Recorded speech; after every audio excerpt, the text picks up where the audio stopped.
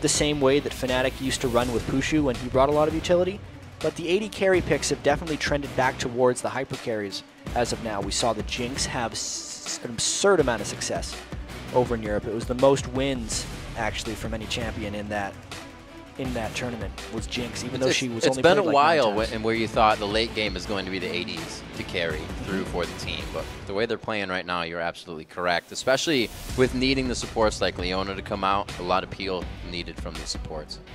See Elise getting banned out in the end. Both Meteos and TheOddOne very top dog on Elise, but it's actually Vi that's first picked here. Yeah, they were fighting really heavily over the jungles there. You could see with the Shyvana, Olaf, and Elise bans, there weren't many junglers left for Cloud9. And since Meteos is one of the carries of Cloud9, which is unlike many of the other teams, it's extremely important for them to lock in that pick. You almost never see a Vi pick this early, or even a jungler, unless it's Elise. So this is really Cloud9 saying they care a lot about what Meteos has to play. So does this mean that they don't have to completely revolve around Vi with the competition? No, they're not going to completely revolve around Vi. It's just they want Meteos on something that he can carry with.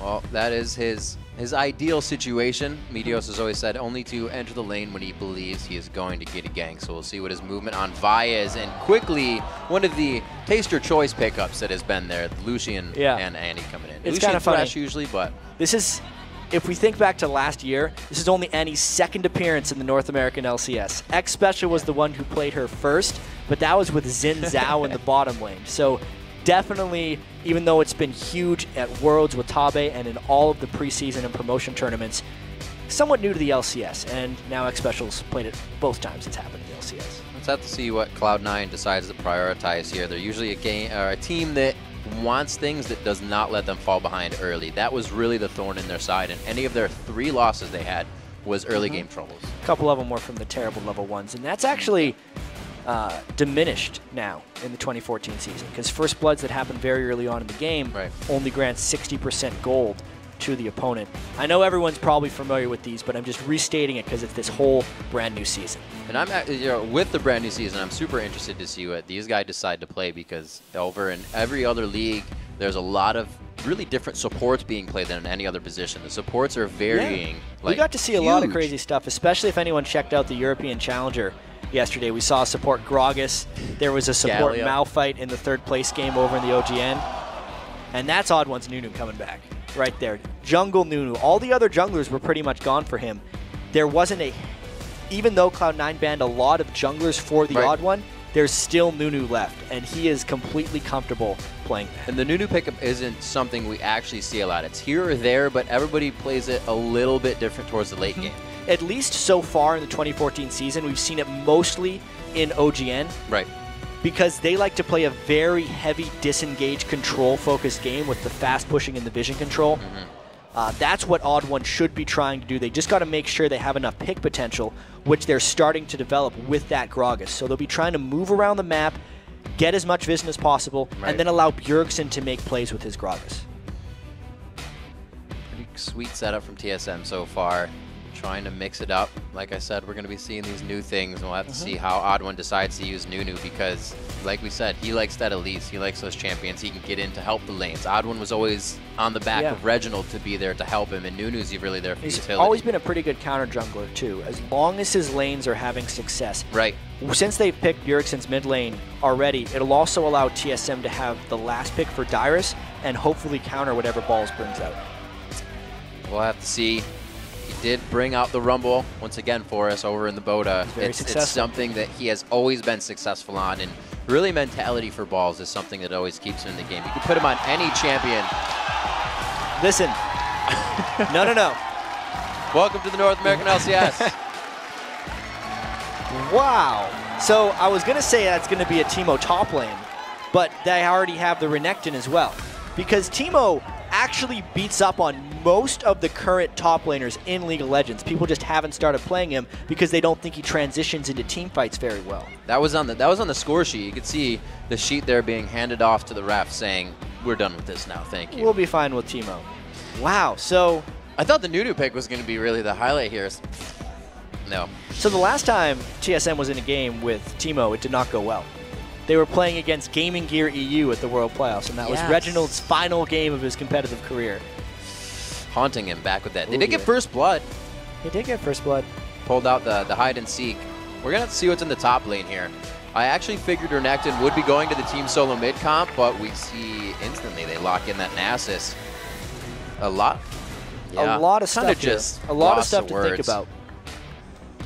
Will High actually just be playing mid lane Teemo or not? I mean, mid lane AP Teemo, he can try and get some vision control. Has he learned this from Bjergsen? I don't think so. I feel like this is something High has done all on his own. Oh, man. That was really unexpected. Yeah. Okay, I think everybody can tell that about right now. This is going to be an amazing, and he actually is going to go flash barrier on this, so just super safety. Maybe of course, he's got Scout Roam. People want to kill Teemo, so you better have barrier. I'm looking at Cloud9's team composition here, and especially early on, Teemo should be able to beat up on Gragas fairly well. Having the range advantage, and Teemo is just an absolute lane bully early on. So since they have the Caitlyn as well, they could definitely be going for the fast push and try and get down as many early turrets as possible, at which case Teemo would transition into a split pusher, more likely in the top lane, start shrooming up things, and Renekton would go with the rest of the team. That has to be what they have planned. It already sounds annoying. They picked him, and I'm just ready for it. As the teams load onto the Rift, it's time to check out who you think will win this match. If you already voted already, I am sorry. According to LOL Esports, 58% of you think TSM will be taking home the first win of the spring split. And those came in before the Teemo pick. So. That means 42% of people voted for Teemo. Yes. That is not good. Nope, seriously. That is... It's going to be exciting. It's interesting to see. Obviously, it's a little gimmicky because I don't think this is something they're going to put into every strategy they run throughout this season. But if it works for them, then they have not shown anyone anything coming into Super Week. No, this is not anything Cloud9 showed even a hint of against Fnatic in the Battle of the Atlantic. And they prepared heavily for that Battle of the Atlantic. Let's see how heavily they prepared for TSM. All right, let's get the best of ones underway. That's the way the NA LCS works. And we are going to see it be Cloud9 versus Team Solomid. Not very much of a grudge match, a little rivalry here. Oh, it's a rivalry. This is a developing rivalry. They're 1-2 in the standings at the end of the playoffs last season. Obviously, Cloud9 only had one split. They have kind of a lot of friendship between themselves, but that does not mean this is not going to turn into a fierce rivalry, because if they are the best teams of the NA LCS, which they are favored to be here, they're going to play great games. You heard Crepo. Doesn't matter who you are right now. People just want to win. Friend, foe, family, second cousins, doesn't matter. Started with a Dorn's ring on Teemo, too. So you have to just pay attention to Teemo. You don't see him in pro play. He's not going mid lane, which makes actually a lot more sense for the greater context of this composition. What they've done with the Caitlyn is they put her mid because she is the best pusher. Spinning their guns. That's class. It's classy. It's class right there. Yeah. That's when the Thresh Hook comes from the Fog of War and just finishes off WildTurtle. But now they have two side laners in Renekton and Teemo. Bad manner. Ooh. Wow. -1 on sportsmanship right there. Yeah. Yeah. That'll count. Lock it up. That's like when boxers come in at the start of the ring and they hit gloves, and the guy gives them a quick jab in the face. That's what Sneaky just did. Sneaky's not known to do that. Wow. The season changes people. All right, let's see what these guys have. Look at how much they're roaming already. They're already doing a bit of a lane swap. So they have actually put High in the mid lane. Teemo can basically go anywhere he wants in this team composition, but they've decided to put him mid. Yeah, they switch everything back up. Maybe they're just trying to play early mind games. It was red, and the wards are quite well placed by Cloud9, so they were able to move around the way they wanted to. We can get words out. It's the start. And we haven't seen Balls play very much Renekton either. He was mainly just a Rumble player. He played Rumble in 4 of their 7 matches overall, and he doesn't care about the lane at the moment. He's just trying to farm those wolves, probably even go back to base, and then go up, because he's just going to be sitting in a 2v1 and getting heavily denied anyway. I remember we always recall back to when Boy did this. It was about level 2.5. he said that you don't need to get there for those first 2 waves. You're just going to get poked out of lane. It's going to be harder anyways. So you're right. They are playing it completely safe, except for Meteos. He's trying to walk around and figure out where Dyrus was. That was almost dangerous. He knows where Dyrus was now because he sees that the white is missing. Unless he thinks TheOddOne took the white, but almost no jungler will take the white very, very early on in the game. Really smooth counter jungling by TSM early on. This is basically securing them 3 of the 4 buffs, because there's no conceivable way for Meteos to get to TSM's red. And this is exactly what you do with Nunu. Get in there, nom a minion, and just ice blast and make your way out. Will they decide to actually go for the gank, though? This is taking quite a bit of time. They had a ward down at blue, and I think they'll have the safety, but they're just going to pressure them off. Yeah, that's basically what the top laners are relegated to when they have to play in these 3v1 matchups. It's either that, just run away and get denied, or die. They're denying more than they're really letting him run away. They're not even letting him get to the jungle, so they're keeping him completely out of situation there. WildTurtle and Xpecial, TheOddOne look to take this turret quite fast, but they've already lost theirs, and they don't even have 50% on that. So Cloud9 definitely ahead in this push, and it's already going to call Dyrus back to lane. Balls really did a sneaky thing there. He got a lot of experience by waiting in that tri-brush, more than Dyrus, and they're going to be ending up to trade turrets regardless. It's just a question of how much TSM wants to value denying experience versus taking tons of damage to their turrets here. They don't have the strongest turret takers either. Whoa, great catch on to Dyrus, pushing him even more out of lane. This is going to be a long, long game for Nasus. See, I wonder how worth it that actually was. That yes, they guaranteed he was out of experience range, but they want to take that second turret down more than anything. And they spent all that time going for him. Can they finish off this turret? It's going to be, I don't think they can finish. Yes, and I also think that it's good for them because TSM still hasn't grabbed that top turret. They're still denying balls, but he'll have everything to farm once this falls. Well, it seems like not much has changed so far at the start of the seasons. Remember in Season 3, everyone started doing the early dives, and at this point they're just doing turrets. Whoa! Well then, he had been winning in farm. 28-20, but that was at the cost of taking a lot of harass for Bjergsen. 2 turrets down already for Cloud9. Now where do they go? They wanted to do that fast push strategy. That's why they have the Teemo. They're going to go mid next. This is like watching old TSM when they would just huddle around your turret and wait for you to just slowly die off from getting poked out. But Cloud9 giving them a bit of their own medicine right now in that bottom lane. Already down to the inhibitor turret in under 5 minutes. Highs flash in mid coming up at around 10 minutes. So I'll have to see if they even try to start going for champions. That might be the first spot. And there's actually been a lot of discussion lately because the next patch, there is damage reduction on the middle and top lane turrets, but not on the bottom lane turrets. And this is kind of our last patch in competitive to see when lane swapping and fast pushing is at its height, because I think a lot of that is going to be changed in future patches. What just happened? They just killed 2 turrets because they had 3 people down there. TSM didn't want to move back. I think we're not going to see this strategy too much throughout the rest of the LCS. And you think you're also right about the Teemo strategy and getting to be a split push later, not going with the regular chalice, as you would on Teemo, but going for the boots fast, trying to get that so we can get out of lane.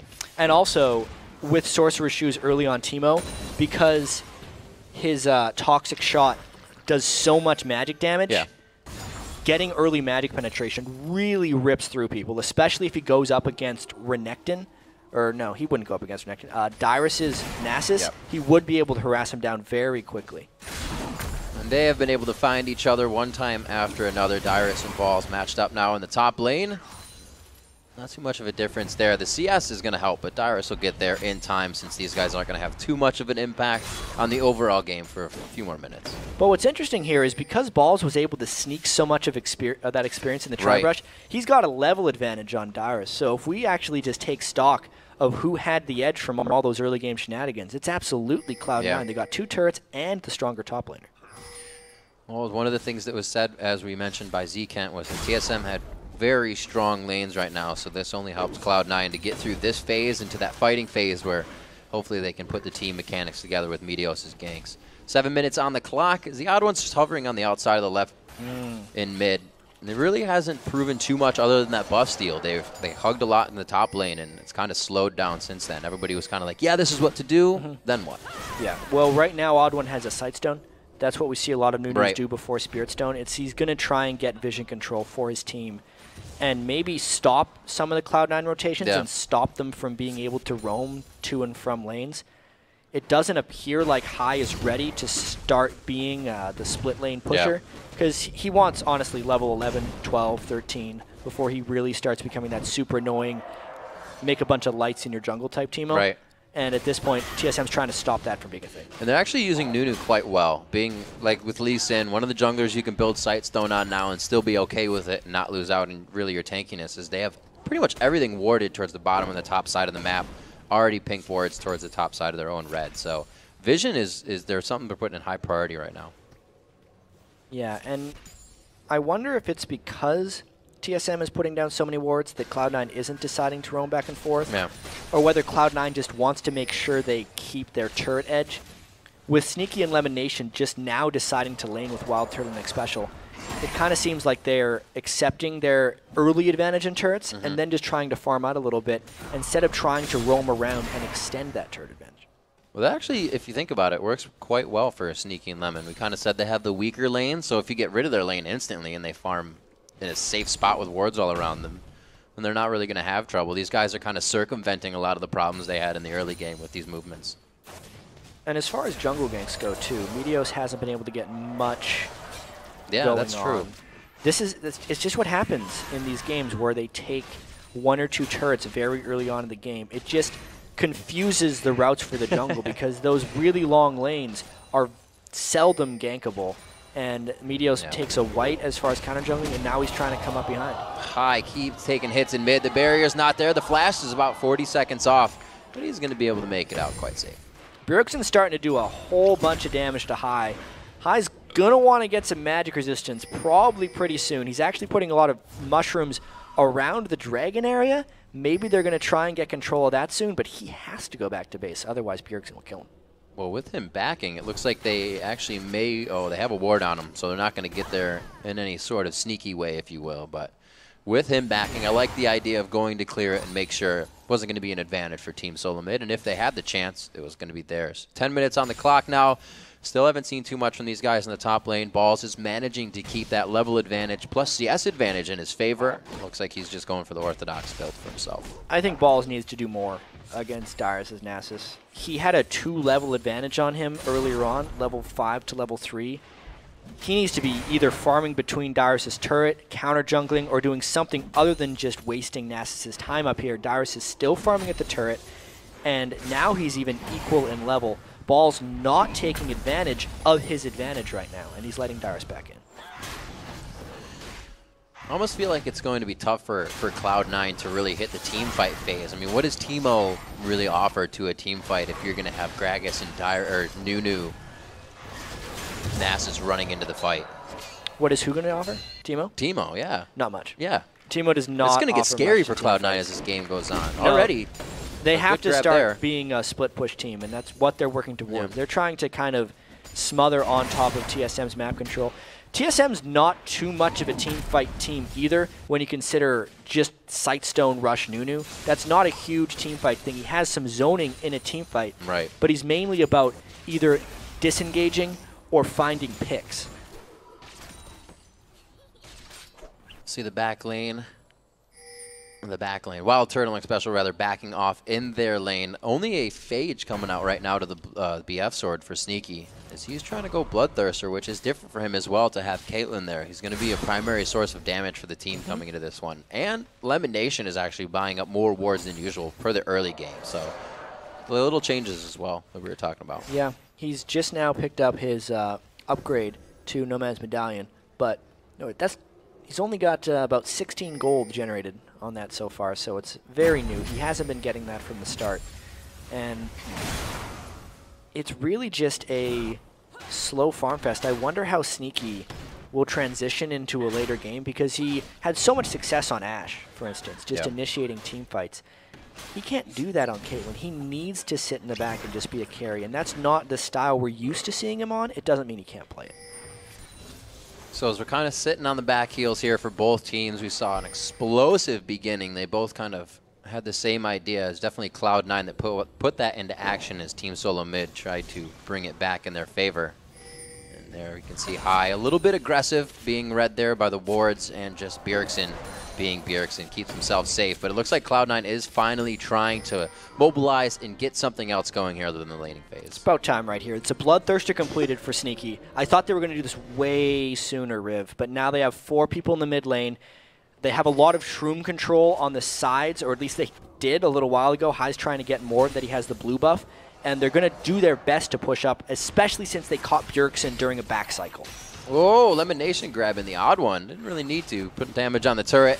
They're going to be fine with this. They catch Bjergsen at a great time actually being back to base, and mid turret is actually prepped right now. Xpecial throws it out, but the fancy flash fingers from Cloud9 keep him safe in mid lane. Really saw that one coming, barely getting out of there. Bjergsen would have definitely thrown them back into the turret had that Tibbers landed the good stun. But look at how much of that turret was gone. It's now still a 4-man siege. They're going to try once again, and they know that Tibbers is down this time. So that really, this rotation started. We saw LemonNation and Sneaky coming up from the mid lane the first time they pushed out Bjergsen. They get the turret, and this fight begins now. LemonNation very low. The Ignite takes him out. First blood going over to WildTurtle, but the 80 carries straight retribution kills, and the Culling on the backdraft is able to take down 5. Oh, very nice job coming out, Turtle. It's up on the Sneaky. The 80 carry draw. The Ignite takes him down, and Xpecial's able to pick himself up a kill. Teemo coming out of nowhere, and he gets him with the mushroom. Wow, so that was how you punish a push, in a sense, and they forced a team fight on a team with Teemo who didn't want to team fight. You can see LemonNation, while he did get a good box off, the rest of TSM was just dishing out damage. Bjergsen and WildTurtle were effectively untouched, and Hai was way too close to the sun right there. He does not need to be melee range against Gragas. It meant he couldn't retreat once he was low, and then because Xpecial just got that Ignite on, he finished off. Also, somebody stepped on a mushroom. That'll happen. 4-2 though, a very explosive fight. I'm glad that happened because they started to slow down way too much for anybody's liking. But good kills coming out. 3-1 in turrets as the mid turret did fall and was prepped very nicely. So TSM needed to get some kills there. They came up with them. And if Cloud9 doesn't want to lose this game, they need Balls' Renekton to start making an impact now. If he waits another 15 minutes, Dyrus is going to make a much larger impact on Nasus. Dyrus can't do much yet. He doesn't even have his Iceborne Gauntlets. That's what he's building towards. And since Cloud9 just lost a 4v4, that option isn't necessarily there for them. They can't get caught in another fight like that one. And it seems like Cloud9 is still sticking true to whatever strategy they had. As I said, that kind of started with LemonNation coming up to mid. Even though they lost the fight, got a little bit of the turret damage or turret coverage on it. They moved up to the top lane with LemonNation and Sneaky and took out the top one. So they're just methodically staying on course right now.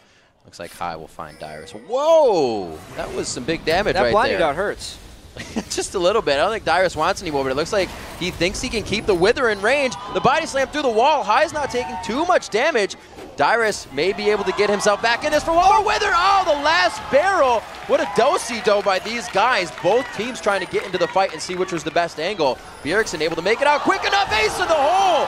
Takes down Dyrus, so they again trade 1 for 1, but it's not over, chat. They get the assault battery into the vault breaker down on Bjergsen, and it looks like Cloud9 is always in the right place at the right time right now. The odd one to follow up in mid. Teemo's global taunt worked wonders right there. They wanted to kill Hai, and the rest of Cloud9 collapsed down. Let's see if they can continue their push here up towards the inhibitor. It's a very critical point in the game right now because TSM is trying to counter the fast push, but if they leave their inhibitor door open, that's going to be trouble all through the rest of the game. They have a perfect combination in the top lane here to blood boil Lucian, make him strong. The teleport's going to be coming in. Oh, he goes so far! Will it matter? He died. He was just way in there because he wanted. That was something we need to be able to see again. That was a big mistake and misplay by LemonNation. Total miscommunication. The turrets are actually up for TSM. Yeah. They got 2 turrets in that Catch the Teemo game, and it is a fantastic job by them to really slingshot their gold back in this game. Plus, the Dragon's up right now. It looks like they are going to be able to fight for this one. Pink ward goes down, so they have full coverage from that side. It's deep enough to see the back as well, so it's really going to be pretty, Vias there. Meteos just on the outside. This is going to be hard for him to be able to get in and out. His flash was used on the last fight, so he is all in if he tries to go for this. I don't think they're going to waste that much for the gold.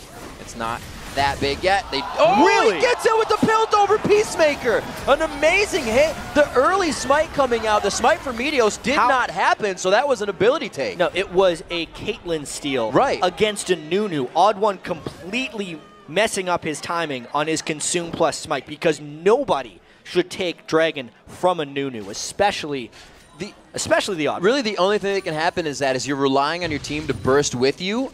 And this is actually the fight from before as well for LemonNation. So LemonNation was trying to go aggressive on Xpecial right as the teleport came in. So he drew turret aggro, got stunned as Dyrus came in, and it was a whole bunch of trouble. But they should not have been trying to get that aggressive there. That's actually a second case where they should have focused on the turret instead of worrying about killing Annie. Yeah, absolutely. We see coming into that Dragon, to touch on just the end point, is that everybody focused on Meteos when he came over the wall. So with OddOne expecting his team to do all that final burst for him to chomp it, you get damage to the champion and he smites early. Yeah, I still feel like it's too much. It's too much damage that he has. Just this, yeah. I mean, you look at his smite, it's doing 640 damage, and his Consume is doing 400 to minions. It's 1,000 damage spike. And if you time your Consume properly, you know when the damage hits, and since smite is an instant cast, you should get 1,000 damage instantly. Yeah.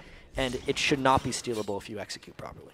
Sneaky coming through big for his team there. They hold just about 1,000 gold lead, which really isn't much in the big picture of things right now. The Morellonomicon coming out for high, along with the Haunting Guys. And it looks like Sneaky's going to be turning that into a static shiv for himself. He's going to be going most likely just for the Caitlyn push.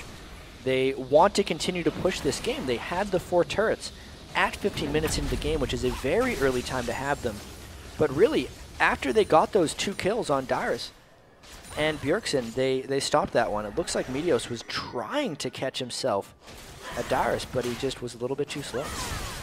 Yeah, they used the Talisman of Ascension there to get a bit of a chase.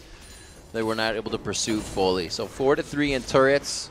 The mid turret going down really hasn't affected too much. High gets kind of baited into this fight. Annie's just on the backside, but he also thought he had Bjergsen in a position that he wanted so many mushrooms, but it's not going to be enough because Bjergsen just levels up through the damage anyways. Yeah, and as long as High doesn't have any defensive itemization, he is consistently vulnerable to Bjergsen just destroying him with a couple barrels. That was a nice kill by Bjergsen. And this is where we have to wonder what Cloud9 was actually trying to do with this composition, because they got the 3 roam on to the first 3 turrets. Yeah. They got the bottom turret, which they dove a little heavy, but are they going to start using Teemo as a split push? Do they keep Teemo in the fights?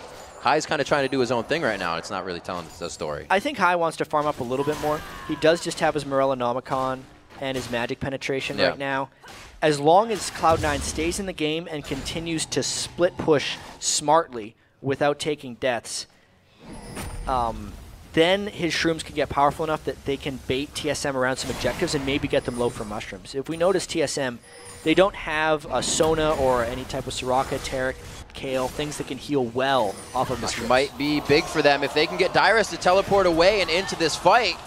But it's been disengaged. It would have been big moves here that Balls would have been able to use on top, but you can see he's already coming down. They are anticipating this to be a fight or his push mid. Yeah, Cloud9 pulled back because they were expecting TSM to be coming down. If Balls makes it into this fight, they would have an edge. But if it's a 4v4 in the bottom lane, as we've seen, TSM generally has the advantage. They're going to be the ones trying to siege this against Sneaky's wave clear. You have to consider they know they're there, but right now TSM has full vision on the team of Cloud9. So they would be kind of walking into this fight with a few enemies in the fog of war. But nobody decides to engage on this. They back off.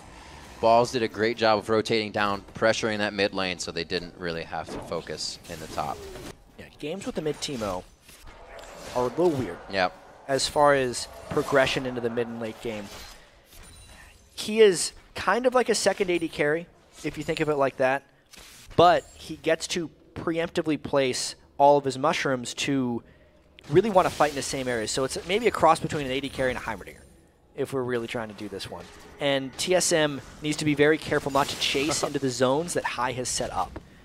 As long as TSM kind of sticks to the lanes and can get a few more pick-off kills and then cascade that into objectives, then they're going to be okay. But other than that, Cloud9 is doing good split pushing now. We got to see that Dyrus is actually effectively trying to stop that, build himself a frozen fist right off the bat to really just get anybody out of his lane and deter them from trying to split push. I'm really surprised that High hasn't started laning against Dyrus yet. Dyrus is completely itemized against Renekton with nothing but Ninja Tabi and even more armor from his Iceborne Gauntlets. If he actually went toe-to-toe with Teemo, High would beat him. We saw earlier the Blinding Dart took 10% of his HP right off the bat. We'll have to see. The kills are coming slow. The turrets are just around the same. Yeah, Balls' Renekton hasn't made much of an impact here. Yeah, Dyrus is a little bit farther behind in farm now. Yep. I think that's in part because he did have to go up against High that one time and ended up costing him his life. But a Renekton that farms 200, 300 CS but doesn't make it into team fights isn't useful. Right.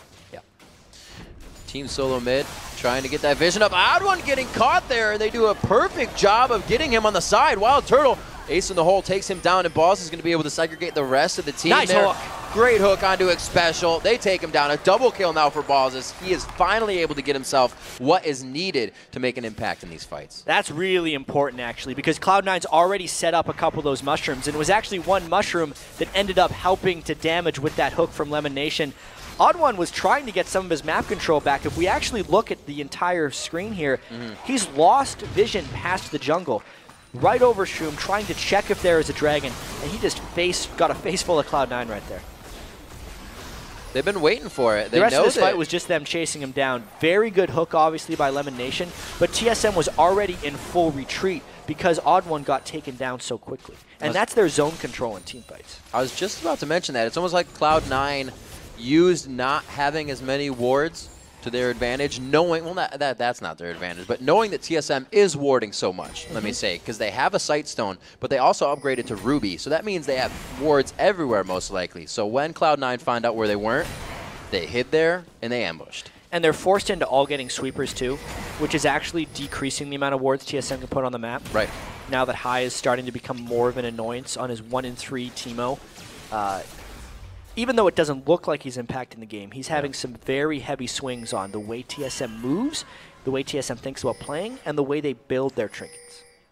Well, you can see the mushrooms down the bottom side of the map. That is what makes you love Teemo so much, if you will. And we're going to see if TSM finds those quite soon. A lot of the aggression is going to be hovering towards Baron at this point. 25 minutes into the game, a 3K gold lead. Still very close between both of these teams and doesn't tell really anything that's been happening throughout this game. If Cloud9 could sweep the Baron area a little bit better, they could get way more shrooms up towards there and start actually trying to force something. They obviously don't want to try and take Baron against a Nunu and a Gragas. That seems like just giving Baron to the other team. But they can catch some type of TSM fight so they can better control that area.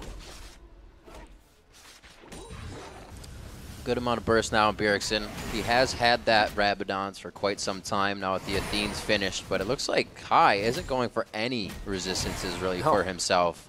And like you said, should be matching up against Dyrus. They're really not taking advantage of something that would put them quite ahead, but he has the teleport as well, so he can always be in and out of that fight. Yeah, at least now for High, he's kind of trapped in two different places because he wants to be Baroning up or shrooming up the Baron. Yeah. And if he's bottom lane fighting against Dyrus, he can't do that anymore. Coming into our first NA LCS match, the Teemo and the Nunu pick. High kind of faking us out with that one. Yeah, Cloud9's still undefeated against TSM, and if they beat him with Teemo, maybe it's like the ultimate disrespect. But with the way they've been playing this, High has been doing pretty well. That's like great. It does seem like a If it wasn't, it is thing now. they've been doing. Thanks, yeah, Kat. no problem. Looks like that wasn't a Talisman of Ascension. Just the Blood Boil going on as they get more wards down, the pink wards as well, in high priority positions. But right now, that's being won by C9. C9 has that pink ward, and Dyrus is actually taking quite a bit of damage in this fight before using his ultimate. That Sunfire Cape is giving Balls a pretty good edge. Yeah, Balls can definitely out-trade him for now. If he gets him a little low, and specifically if High can get down there to put damage on Dyrus, who still hasn't itemized any magic resistance, he would fall the Teemo pretty quickly. Meteos, though, is going to take some time. They think they got enough damage to take him down. Not enough Fury to get the stun, but the slow comes in. Will he be able to activate the W? He will not, and that's one thing both these teams have, is a quick way to get to their team. They have the speed ups. High can get there. LemonNation was already heading down towards the bottom side before he got hit up. But everybody's ready to control the bait of these fights. Yeah, that was actually... I don't think that gank for Cloud9 was meant to kill. It was meant to draw attention from TSM away from that middle turret. And only because Bjergsen was in that middle lane to ult away the wave did it save that turret. That was almost a very clever turret take by Cloud9, but Bjergsen was ahead of the game. C9 coordinating when the sweepers are up. We did say that teams switched out the sweepers, or the trinkets to the sweepers now, and that's keeping TSM really on top of the vision. It's all about the mushrooms in that bottom half of the map, which is almost over mushroom now since they've been focusing on the top side, which still makes me consider where the Teemo pick goes and what it does for this team. It does definitely seem like Cloud9's gained control, so TSM has to get it back. And considering mushrooms have a 10-minute life on the map, it takes a while to get some of this back. No matter how much they sweep, since they don't have self-healing, even if TSM starts winning some fights, they hit a couple shrooms, they have to turn around. It's very hard for them to get some of this control back on the map. Nobody really has the sustain to hit. This is why everybody hates playing against Teemo. Mushrooms. Because you just can't do much once he gets ahead. You've done all that work to get out, and then you hit a final mushroom. He kind of suffocates the map. I like that. He does suffocate the map. The bottom half, not looking too happy right now. It looks like Dyrus actually ate a few down there. But they keep focusing on the mid lane. They're giving time for Dyrus to farm up here. He is getting the magic assist he needs. We finally see High in the top. Are they stalling too much? See, here's the thing. I don't know what either team can pull off right now to try and get something done. Obviously, TSM wants to force fights and punish Cloud9 when they try and push. But Cloud9 spent an extremely limited amount of time actually sieging around the turrets. Right now, Cloud9 seems very content to just take the objectives when they come up. Right. And Cloud9's kind of trapped in a spot here where they don't have the lead they wanted to, that they would need to have a strong 5-man siege that could actually fight TSM 5v5. So they're waiting on the Dragon respawns, doing that. They're scared of doing Baron because there's Gragas on the other side. Right. They don't have like a crushing initiation. They have Vi, but then Gragas just blows you away. So kind of stalled out in a few aspects of that. 8-6. Here we go. Oh, there is the Vi.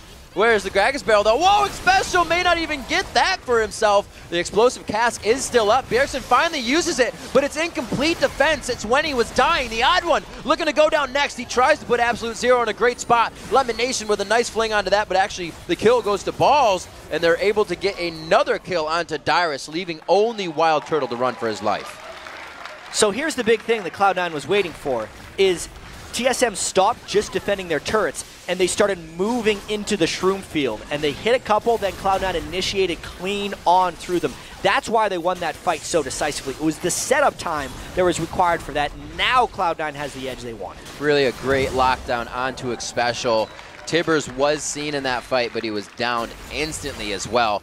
Turtle's going to do what he can to soak up everything and anything before he has to get back to base here. They still have good damage. It was just a great initiation from Cloud9.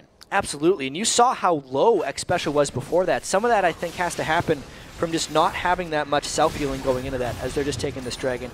You can see Xpecial was already down a little bit when he got Vault Breaker. So at this point, when they're trying to run away, you can see there's some poison on TheOddOne, just from High, who is now the untouched AD carry, and in a sense, Cloud9 has 2 AD carries just beating on TSM, who are in full retreat mode. The control was lost from TSM when they lost their CCing support so early, and when TheOddOne wasn't able to set up a spot for Absolute Zero. Wow, exactly what they wanted coming into that fight. Cloud9 showing why they were the top team of the split last year, and just during intense gameplay, they are able to continuously play at a consistent level that is #1. Hey, only lost 3 times, beat TSM every time, and there's a death cap now finished by High.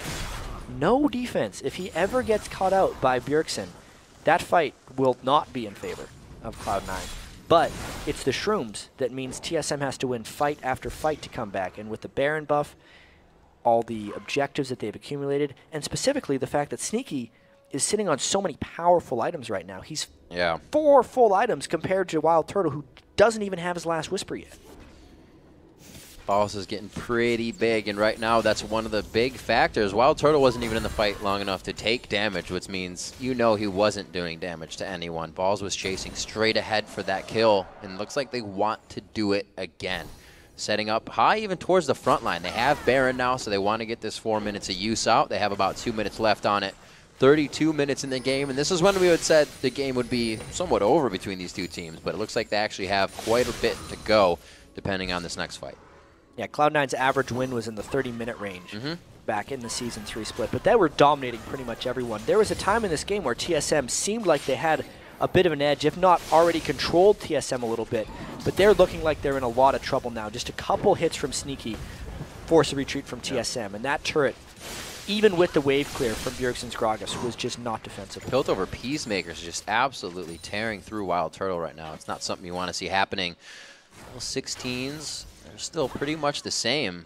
And the highest level in the game is going to be Balls and Bjergsen right now, so everybody's kind of staying on the same level within that terms. 56,000 though to 47,000. Last time we looked at that, it was a 3,000 gold gap. The Baron, the Dragons, and the turrets have told us a different story now. We kind of have something to go off of. Cloud9 has been capitalizing on the few mistakes that Team Solomid has been making. Just wholly. And this is kind of where we also get to see the absence of Reginald in TSM. Yeah. Was when they had the 8 kill to 4 lead, they weren't making any really strong decisions. A couple people were making their own individual good plays. You would see Xpecial and Bjergsen make a good play in the mid lane, and then nothing would happen after that. As a team, they weren't moving around extremely well. That's obviously Cloud9 was doing things to try and prevent that, but the old TSM with Reginald may have been a little bit more decisive in that situation.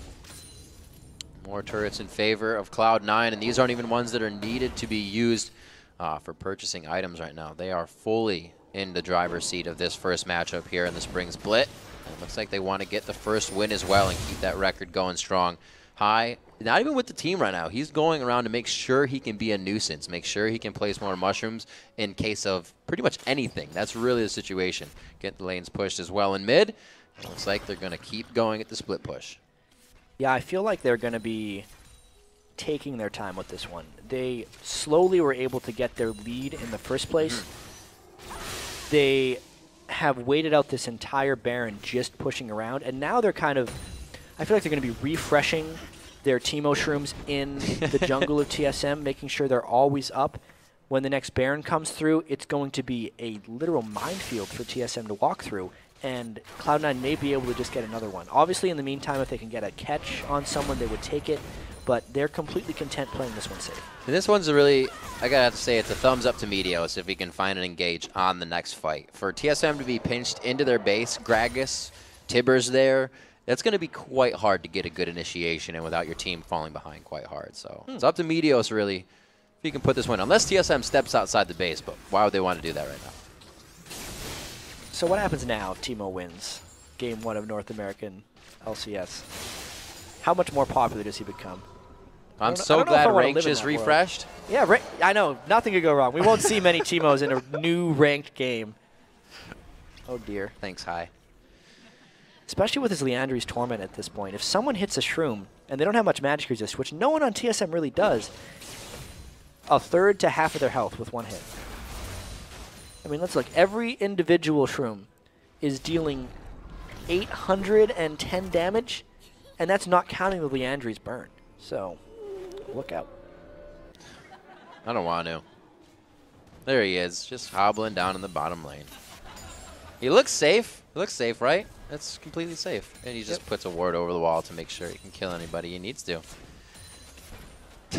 That sounds safe. So High doing what he needs, but the team, they actually not allowing him to fully split push. It's like a babysitted split push. Babysat, if you will, because of English. Bjergsen would still kill him. He's got to land like 2 spells, and he would get rid of that Teemo once and for all. Everything is theirs right now. This is their base, and they are pretty much taking it. They have not allowed TSM off their side of the court here. In a few minutes, the Dragon will be theirs.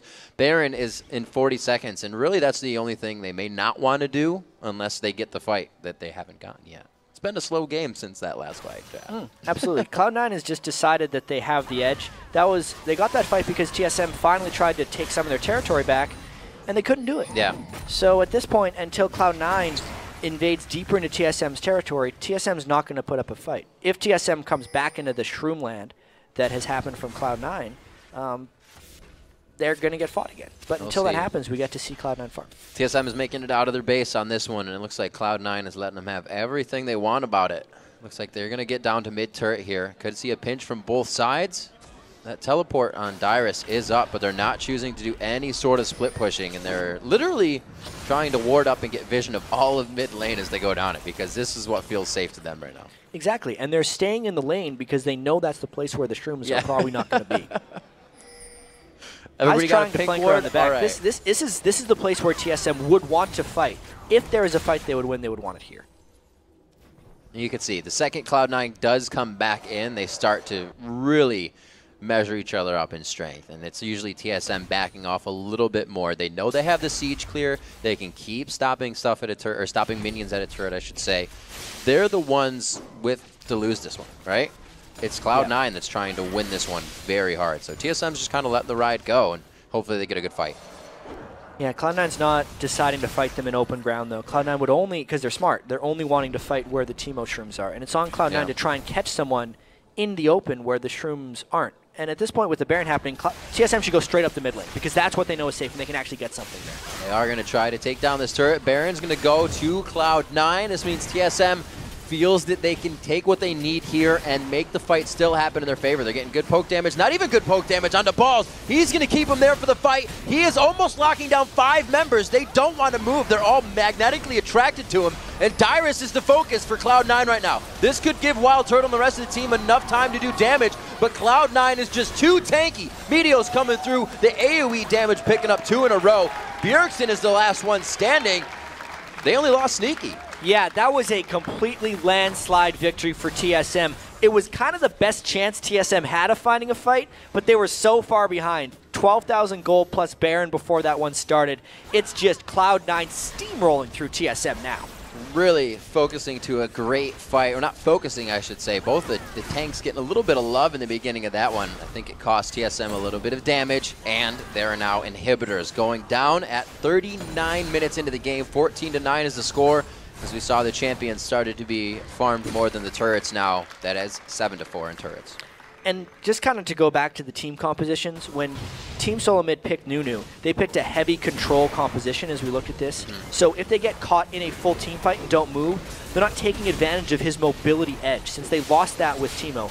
Then Cloud9 can just collapse in around. Hai actually flashed in from behind the fight here to just pop WildTurtle as he was trying to do this fight, and once that happened, the fight was over. Bjergsen got distracted, finishing off. Since there's no AD carry, there's no damage left for TSM, and that's the big reason Cloud9 won that fight. 2 big double kills coming in for Hai and Meteos there, and these guys have been playing a fantastic first matchup coming in, especially with Teemo. It does bring the unpredictability of what's going to happen, and you kind of forget he's there in a fight, as they did last game when he flashed over the wall.